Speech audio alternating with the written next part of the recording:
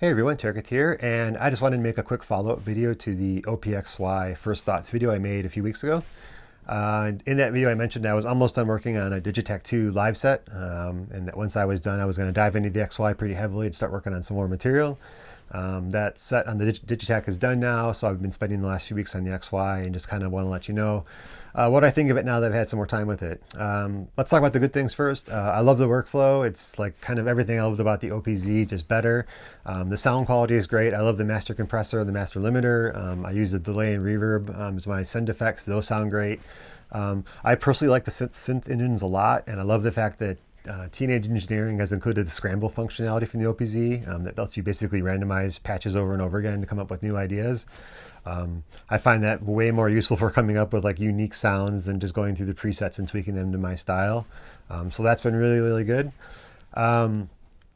The step components, having some visualization for those this time around has been great. It makes it a lot easier to know exactly what you're doing in a more controlled way.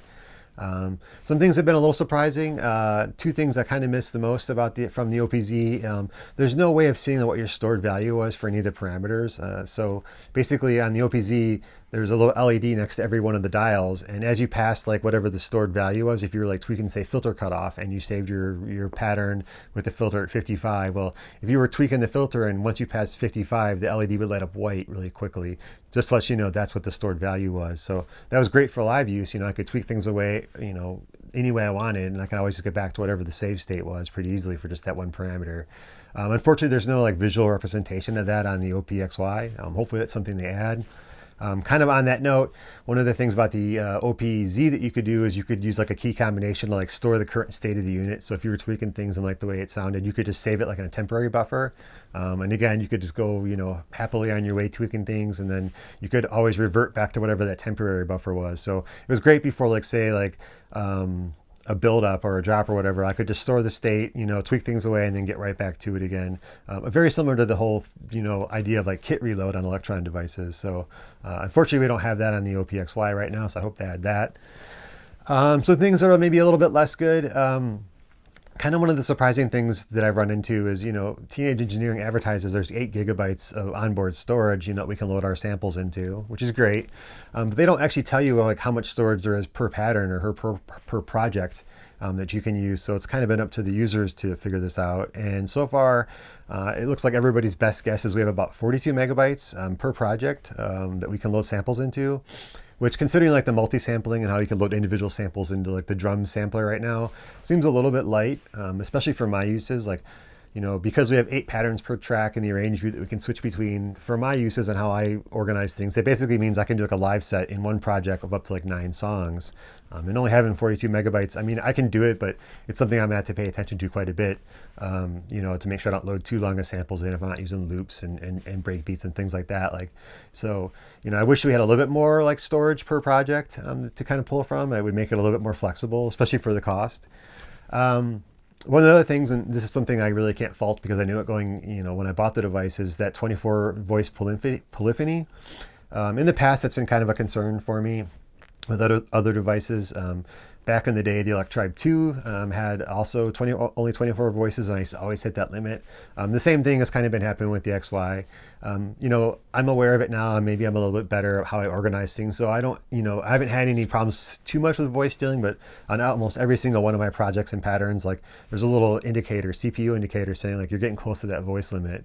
And I see that pretty much constantly in my pattern. So again, just given how much power this thing has, and that the fact that they kind of advertise this dual CPU architecture, like it would be nice if we had like maybe 32 voices. But again, that wasn't advertised. Like they advertised 24 voices ahead of time, so I knew that. So can't complain too much.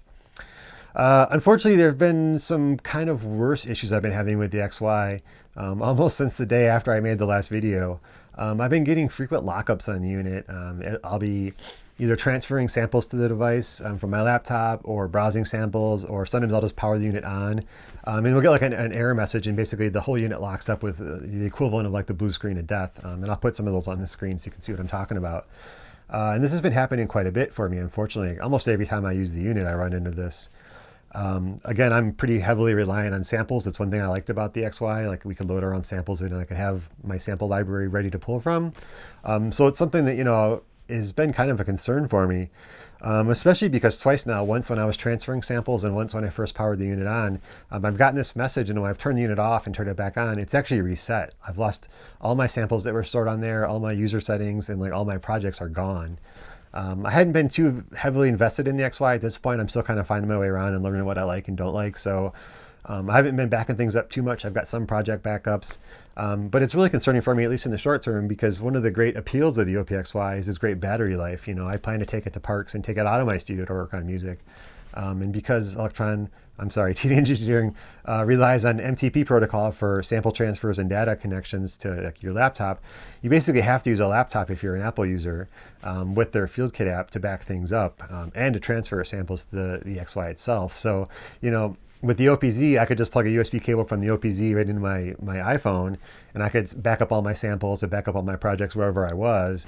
Unfortunately, you know, the OPZ used disk mode for all the sample transfers and backups, and like I said, now Teenage Engineering is using MTP mode, which really kind of limits how often or how easy I can back things up if I'm out in the studio. Regardless of that decision, like I said, I've lost quite a bit of data so far, and I keep running into this bug, you know, with the unit basically freezing up and needing to be restarted. There's absolutely no way I would trust it on stage.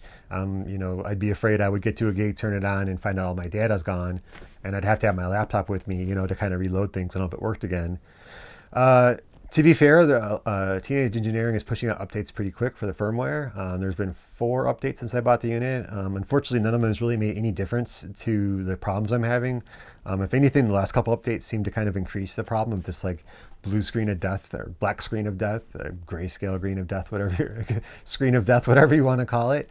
But you know, TE is definitely, you know, they're very keen to try and solve this problem. And to their credit, they reached out to me personally when they saw some of the problems I was talking about with other users on the forums, the Electronauts forums, and you know, the OPXY forum. You know, they asked for my log files, and you know, I've been beta testing, you know, music gear for many companies for the last 30 years, so I'm pretty good at like keeping track of my steps to reproduce some of these crashes. And even though I can't always reproduce them with the OPXY, like sometimes I'll transfer samples, you know, and the unit crashes, and then I'll try again and the exact same samples load fine. But, you know, they've been very keen to kind of get to the bottom of that, and I applaud that effort. You know, they're reaching out to people, and they very much want to get this solved so that their flagship device, you know, isn't locking up on people. Unfortunately, just where things stand right now, I'm just not comfortable, you know, using this unit for writing music and not losing it, or performing music if I do actually get stuff written. So I hate to say it, but I've got the OPXY boxed up, and I'm going to actually return it for a refund later this week. And you know, again, to their credit, TE's been pretty easy about that process. You know, they haven't given me too much grief, even though I've had it for a few months. I'm fairly confident that eventually they'll sort these issues out. I mean, they kind of have to. But you know, as it stands right now, I'm just not comfortable having $2,300 tied up in a device that, you know, I just don't have any confidence in. You know, like, can I get through a whole day writing music and have fun without having these lockups? You know, if I do actually write like a whole set, can I, you know, take it out and actually perform it? I've got quite a few gigs coming up that I would actually love to do that. I'm really kind of torn on this decision to set it back. I love the workflow. I'm having a lot of fun with it when it does work. I love the way it looks. The portability is a huge draw for me. But like I said, right now I seem to be more stable before I want to devote a bunch of time to it. I'm too old to kind of wait and just kind of cross my fingers that things get sorted out sooner rather than later. That's it for me. Hopefully that was useful for you. If you're thinking about the XY, you know, I hate to say it, but I would recommend you wait at this point. It's a great device. I think they just have some work to kind of get the OS a little bit more stable. And again, I'll let people know once I feel it's at that point. That's it for me. Stay tuned to the next video. Thanks.